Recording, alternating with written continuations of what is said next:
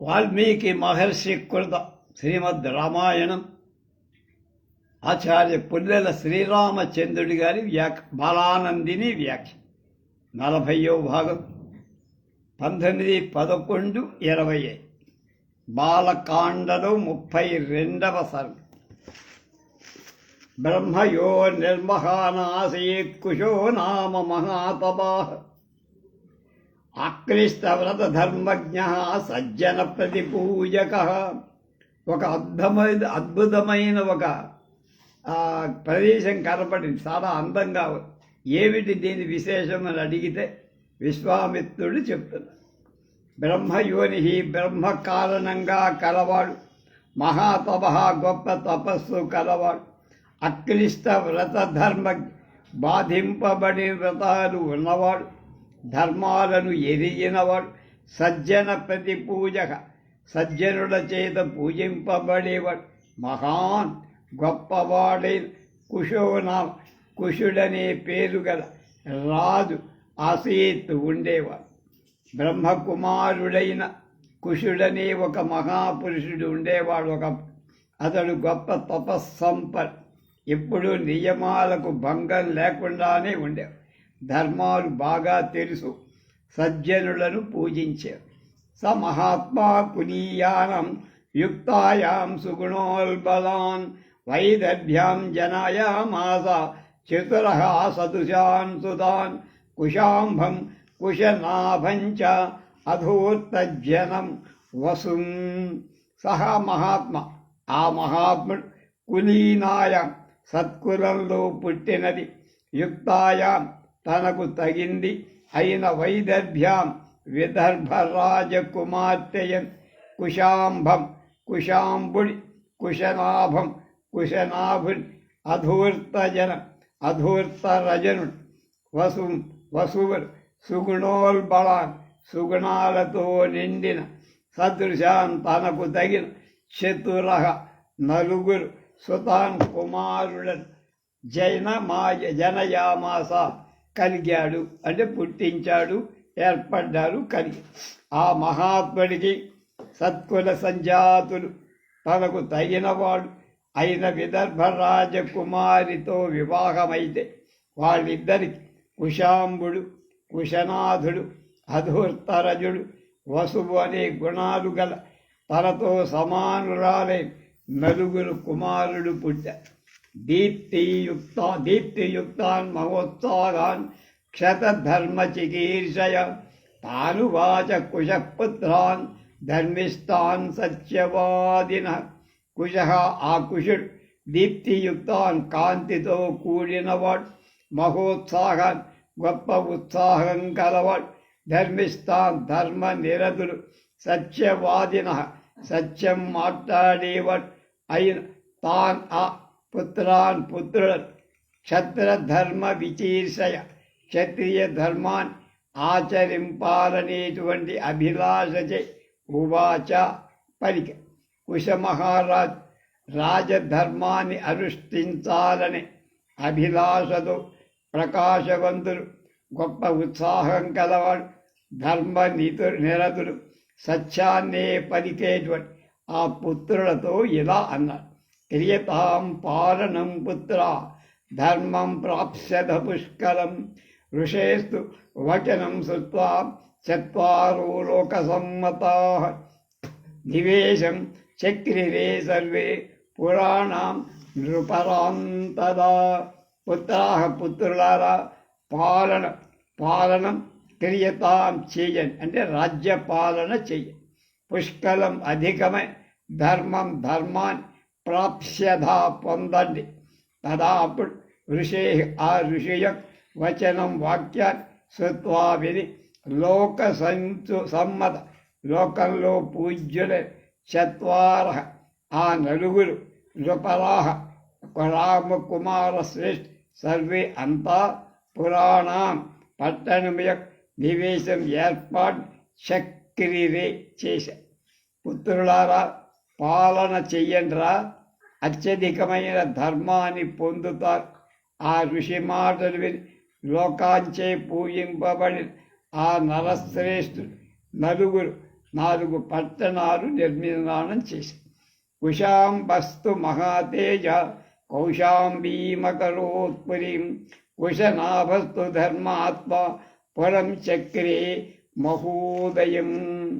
మహాతేజ గొప్ప తేజస్సు గల కుశాంబుడు కౌశాంబి అనేటువంటి అక్కడే బుద్ధుడు పుట్టారు. పురీం పట్టణాన్ని అకరోత్ నిర్మించి ధర్మాత్ముడే కుశనాభుడు మహోదయం అనే పేరుగా పురం పట్టణాన్ని చక్రే నిర్మించాడు. కుశనాభుడు కౌశాంబీ నగరాన్ని ధర్మాత్ముడైన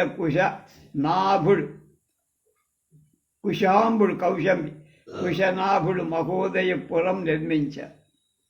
అధూర్త రజసో రామ ధర్మారణ్యం మహీపతి చక్రే పురవరం రాజా వసుశ్చక్రే గిరివ్రజం. రామ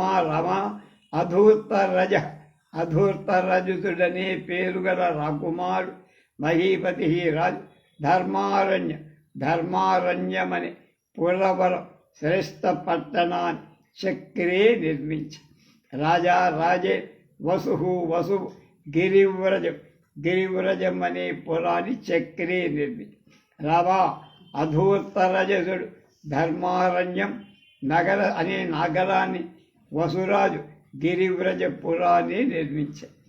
ఏషా వసుమతి రామ వసోస్తస్య మహాత్మనః ఏతే శైలవరాత్ పంచ ప్రకాశస్తే సమంతతః. ఓ రామ, ఏషా ఇది మహాత్మనః మహాత్ముడే తస్య వసోహ ఆ వసువు యొక్క వసుమతి భూమి. ఇప్పుడు మనం వసురాజు పరిపాలించే పుణ్యభూమిలో ఉన్నామయ్యా, అందుకనే అంత గొప్పగా ఉంది. 5 శైలవర శ్రేష్టమైన పర్వతాలు ప్రశాసంతే. దీని చుట్టూ 5 పర్వతాలున్నాయి. రామా, ఇది మహాత్ముడైన వసువు యొక్క భూమి. దీని చుట్టూ ఉత్తమ పర్వతాలు ప్రకాశిస్తాయి. సుమాగధీ నదీ రమ్య మగధాన్ విసుతౌ యయౌ పంచానాం శైలముఖ్యానాం మధ్యే మాలేవ శోభతే. రమ్య సుందరమై విస్తృత ప్రసిద్ధమైన సుమాగధీ నది మగధ దేశమందులో పుట్టిన శోణ నది, గంగా నది ఉపనది. మగధ దేశాన్ని అయ్యయౌ పొంది. పంచంనాం 5 శైలముఖ్యానాం ముఖ్యమైన గిరుడు పర్వతాల యొక్క మధ్యలో మాలేవ ఒక పుష్పహారంలాగా రాజతే ప్రకాశిస్తాయి. మగధ దేశంలో పుట్టిన రమ్యమైన ప్రసిద్ధి చెందిన శోణ నది మగధ దేశాన్ని పొంది. అందులో 5 శైలాలు మధ్య పుష్పమాలలా ప్రకాశిస్తాయి. శైషాహిమాగధీ రామ వసోన్నస్య మహాత్మనః పూర్వాభిచరితా రామ సుక్షేత్రా సస్యమాలి. రామా సా ఏషాయి మాగధీ శోణనది మహాత్మనః మహాత్ముడై తస్య వసువుకి సంబంధించి పూర్వ అభిచరిత తూర్పు నుండి ప్రవహిస్తోంది. సుక్షేత్ర మంచి క్షేత్రాలు కల సస్యమాలిని సస్య పంక్తులు కల ఈ శోణ నది ఆ వసువుకు సంబంధించి తూర్పు నుండి పశ్చిమానికి ప్రవహిస్తోంది. దీని తీర ప్రాంతాలు మంచి పంటలతో పొలాలు ఉన్నాయి. కుశనాభస్తు రాజర్షి కన్యాశతమనుత్తమం జనయామాస ధర్మాత్మ ఘృతాచ్యాం రఘునందన రామ. ధర్మాత్ముడు రాజర్షి అయిన కుశనాభుడు ఘృతాచిలో అంటే ఘృతాచి అనే భార్యవల్ అనుత్తమం శ్రేష్టమైన కన్యాశతం 100 మంది కొడుకులు జనయామాస కలిగారు. ధర్మాత్ముడు రాజర్షి అయిన కుశనాభుడు ఘృతాచి అనే అప్సర స్త్రీలో అత్యుత్తమైన 100 మంది కుమారులను కన్న.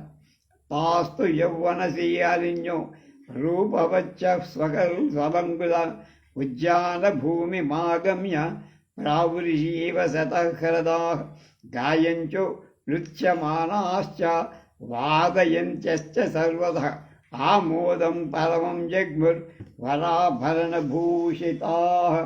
యౌవనశాలిన్యః యౌవనంతో ప్రకాశిస్తు రూపవచ్చ సౌందర్యవంతురాలే తాః ఆ కంజ స్వలంకుద బాగా అలంకరించుకొన్నవాడే ఉద్యాన భూమిని ఉద్యానవన ప్రదేశాన్ని అగమ్య చేత్ ప్రావృషి వర్షాకాలంలో శతహృదాయువ మెరుపులలాగా మెరుస్తున్న గాయించ గానం చేస్తున్న వాళ్ళే నృత్యమానాశ్చ నాట్యం చేస్తున్న వాళ్ళే నాదయంచ వీణాదులను మోగించేటువంటి వాళ్ళే సర్వ ఆభరణ భూషిత సమస్తాలైన అలంకారాల చేత అందంగా ఉన్నవాళ్ళై సర్వశః అన్ని వైపుల తిరుగుతూ పరమం గొప్ప ఆమోదం ఆనందాన్ని జగ్గుముహూపతి యవ్వనంతో ప్రకాశిస్తున్న రూపవతులై ఆ కంజర్ సకల ఆభరణాలతో చక్కగా అలంకరించుకొని వర్షాకాలంలో మెరపు తీగలలా ప్రకాశిస్తూ ఆ ఉద్యానవనంలో 4 మూలల్లో పాటలు పాడుకుంటూ తిరుగుతున్నారు. అధా చాశ్చారు సర్వాంగ్యో రూపేణ ప్రతిమా భువి ఉద్యాన భూమి మాగమ్య తారాయివ ఘనాంతరే. అధ ఆ తర్వాత చాతుర్ సర్వాంగ సుందరమైన సకల అవయవాలు రూపేణ సౌందర్యం చే భువి భూమిలో అప్రతిమాహ సాటిలే తాహ్ ఆ కంజ ఉద్యాన భూమి ఉద్యాన ప్రదేశాన్ని ఆగమ్యాపున్ ఘనాంతరి మేఘాల మధ్య తారాహైవ నక్షత్రాల్లాగా ప్రకాశి అందమైన సకల అవయవాలు కలి భూలోకంలో సాటిలేని రూపంగా ఆ కంజ ఉద్యానాన్ని చేరి మేఘమధ్యంలో నక్షత్రాలలాగా ప్రకాశి తాహ సర్వగుణ సంపన్న రూపయౌవన సంయుతాః దృష్ట్వా సర్వాత్మకో వాయురిదం వచనమబ్రవీత్. సర్వాత్మక అంతటా సంచరిస్తున్న వాయువు చేత సర్వగుణ సంపన్న అన్ని గుణాలతో కూడినవాడు రూప యౌవన సంయుత రూపంతో యౌవనంతో కూడినవాడు అయిన వాళ్ళని దృష్ట్వా చూసి ఇదం ఈ వచనం వాక్యం అబ్రవీత్ పలికే. అంతా సంచరిస్తేటువంటి వాయుదేవుడు సర్వగుణ సంపన్నలై రూప యౌవనాల ప్రకాశిస్తున్న ఆ కన్యలను చూసి ఇలా పలికే. అహం వహ కామయే సర్వా భార్యా మమ భవిష్యత మానుష సజ్జతాం భావో దీర్ఘం ఆయు అవాప్స్యధ. అహం నేను వహా మిమ్మల్ని సర్వా అందరిని కామయే కోరుతున్నా మమ నాయ భార్యలు భవిష్యత కవ్వండి కాగలరు మానుషగా మనుష్య సంబంధమై భావం షజతాం విలువబడుగాక దీర్ఘమై ఆయుర్దాయ అవాప్స్యద పొందండి. నేను మిమ్మల్ని అందరినీ పెళ్లి చేసుకోవాలనుకుంటున్నా నా భార్యలుగా మారదు. నన్ను వివాహం చేసుకుంటే నీకు మనుష్యత్వం పోయి దీర్ఘమైన ఆయుస్సు కలుగుతుంది. చలం హి యౌవనం నిత్యం మానుషేషు విశేషతః అక్షయ్యం యౌవనం ప్రాప్త అమర్యశ్చ భవిష్యద. నిత్యం ఎప్పుడు యౌవనం చలం హి అస్థిరమైంది కదా. మానుషేషు మనుష్యులకు విశేషంగా అధికంగా అస్థిరం అక్షయ్యం అంతం లేదు. యవ్వనాన్ని ప్రాప్త పొంది అమర్య దేవతా స్త్రీలు కూడా భవిష్యద అవుతారు. కనుక యవ్వనం అనేది అస్థిరం ఉండదు కదా. మనుష్యులలో ఇంకా అస్థిరం, దేవతలకే అస్థిరం. మీకు ఇంకా నన్ను పెళ్ళాడితే ఎప్పుడు యవ్వనంలోనే ఉంటారు దేవతా స్త్రీల. తస్య తద్వచనం శ్రుత్వా వాయో అక్లిష్టకర్మణ అపహాస్య తతో వాక్యం కన్యాశతమధాబ్రవీత్. ఆ తర్వాత అక్లిష్ట కర్మణ, అడ్డు పెట్టబడని కర్మగల తస్య వాయు, ఆ వాయుదేవుడి తత ఆ వచన వాక్యాన్ని శ్రుత్వా విని అపహాస్య పరిహసించి కన్యాశతం కన్యకల శతం అంటే 100 మంది ఆడపిల్లలు ఆ తర్వాత వాక్యాన్ని అబ్రవీత్ ఇలా అన్న. ఏ పని చెయ్యటానికై అడ్డులేని ఆ వాయు మాటలు విని ఆ నూరుగురు కన్యలు పరిహాసపూర్వకంగా ఇలా అంతఃశరసి భూతానాం సర్వేషాం త్వం సురోత్తమ ప్రభావజ్ఞాః స్మతే సర్వాః కిమస్మాన్ అవమన్యసే. ఓ సురోత్తమ దేవతా శ్రేష్ఠుడా వాయుదేవుడా, త్వం నువ్వు సర్వేషాం సమస్తమైన భూతాల యొక్క అంతః లోపల సంచరసి సంచరిస్తే జీవుల ప్రాణాల లోపల ఉంటావు నువ్వు. సర్వా మేమందరం తే నీ యొక్క ప్రభావాన్ని ఎరిగిన వాళ్ళంగా మా అయి ఉన్నాం. తస్మాన్ మమ్మల్ని కిం అవమత్సది, ఎందుకు అవమానం చేస్తావయ్యా అన్నారు. సురోత్తమ, నువ్వు సర్వ ప్రాణుల లోపల ఉంటావు, మేమము బయట తిరిగేవారు కనుక నీ ప్రభావం మాకందరకు తెలుస్తుంది. మమ్మల్ని ఎందుకు ఇలా అవమానిస్తున్నా మోసవ్య. కుశనాభసుధః సర్వాన్ సమర్థాస్యాం సురోత్తం స్థానాచ్ఛావయితుం దేవం రక్షామస్తు తపోవయం. సురోత్తమ పర్వత దేవతా శ్రేష్ఠుడా, సర్వాహవయం మేమంతా కుశనాభసుధ కుశనాభుడి కుమార్తె దేవం దేవతవై త్వాం స్థానాత్ నీ అధికారను శావయితు తొలగించడానికి సమర్థా సామర్థ్యం కలవాళ్ళం. తు కానీ తపస్సు రక్షామహ రక్షించుకుంటున్నా. అహో సురోత్తమ దేవతా శ్రేష్ఠ వాయుదేవా, మేమంతా కుశనాభుడి కుమార్తె. నువ్వు దేవతల చేతనైన నిన్ను మేము దేవతలవే అయినా నిన్ను నీ అధికారం నుండి తొలగించే సామర్థ్యం మాకు ఉంది. కానీ తపస్సు రక్షించుకోవటానికి మా తపస్సును మేము వృధా చేసుకో. మా భూత్సుకాలు దుర్మేధ ఇతరం సత్యవాదినం అవమన్యస్వధర్మేణ స్వయం వరముపాస్మహే. దుర్భేద దుష్టబుద్ధి కలవాడ సత్యవాదిన సత్యాన్నే పలికే పితరం తండ్రిని అవమానించి స్వధర్మేన స్వేచ్ఛ చేత స్వయంగానే వరుణ్ణి ఉపాస్మహి ఎప్పుడు సేవిస్తాము. సహ కాలం మా భూత్ రాకపోవు గాక. ఓ దుర్బుద్ధి, సత్యవాది అయిన మా తండ్రిని కాదని మేము స్వేచ్ఛానుసారంగా మేమే వరుణ్ణి పొందే కాలం ఎన్నటికీ రాకుండుగాక. పితాహి ప్రభురస్మాకం పరమం దైవతం హి సహా యస్య నో దాస్యతి పిత సనో భర్త భవిష్యతి.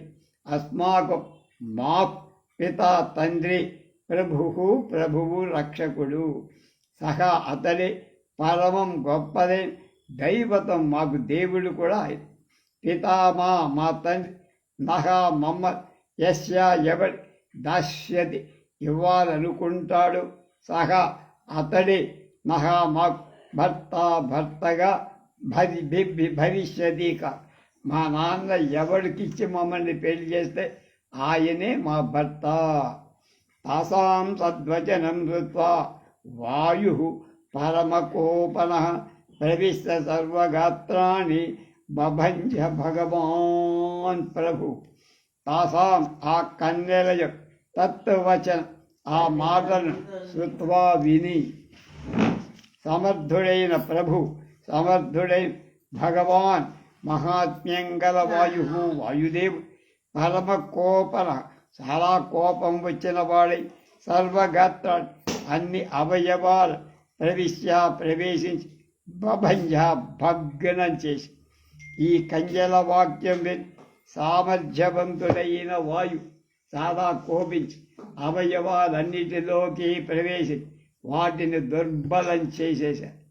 తాకన్యా వాయునా భగ్న వివిస్సు నృపతేర్గృహం ప్రాపతన్ భువి సంభ్రాంతా సలజ్జా శాస్త్రలోచనా వాయునా వాయువుచ భగ్న బలవిహీనులై చేయబడి తాకన్య ఆ కంజర్ నృపతే రాజు గృహాన్ని వివిషు ప్రవేశించి సంభ్రాంత తొట్టుపడుతున్న వాడై సలజ్జా లజ్జతో కూడిన వాడై శాస్త్రలోచన కన్నీళ్లతో కూడిన నేత్రాలు కలవాడై భూమిపై ప్రాపతన్ పడిపోయాయి.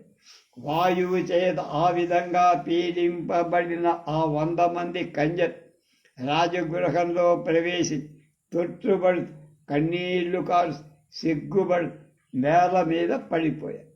సచతా దయితా దీనా కన్యా పరమశోభనా దృష్ట్వా భగ్నాస్తదా రాజ సంభ్రాంత ఇదమబ్రవీత్. సహా ఆ తదా అప్పుడు దయిత ఇష్టమైనవాడు దీనుడు పరమశోభన బాగా అందమైనవాడు అయిన తాకన్య ఆ కంజల భగ్నా ఆ విధంగా దుర్బలులుగా చేయబడిన వారిగా దృష్ట్వా చూసి సంభ్రాంత కలత చెందినవాడు ఇదం ఈ వాక్యాన్ని అబ్రవీత్ ఆ పిల్లలతో ఇలా అన్నాడు. అప్పుడు ఆ కుశనాభుడు చాలా ప్రకాశించే తన ప్రియ పితృకలు భగ్నులై దైన్యంతో ఉండటం చూసి ఇలా అన్నాడు.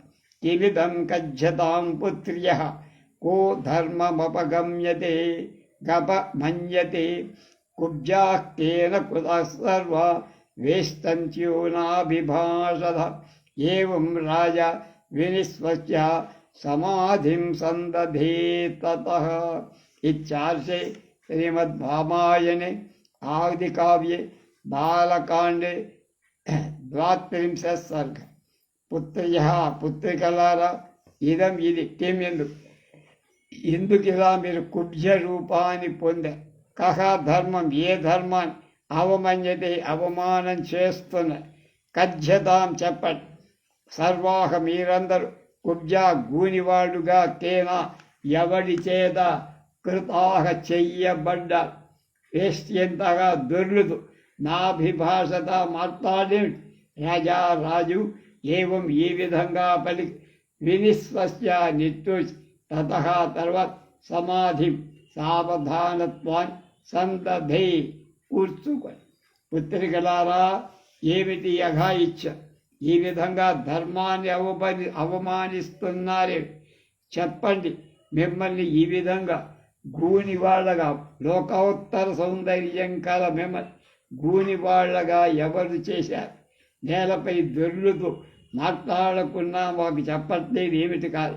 రాజు ఈ విధంగా గెట్టు ఏం చెబుతారో తెలుసుకుందామంటాను వినటానికి సావధానుడై ఉన్నాడు. ఏం చెబుతాడో రేపు తెలుసుకుందాం.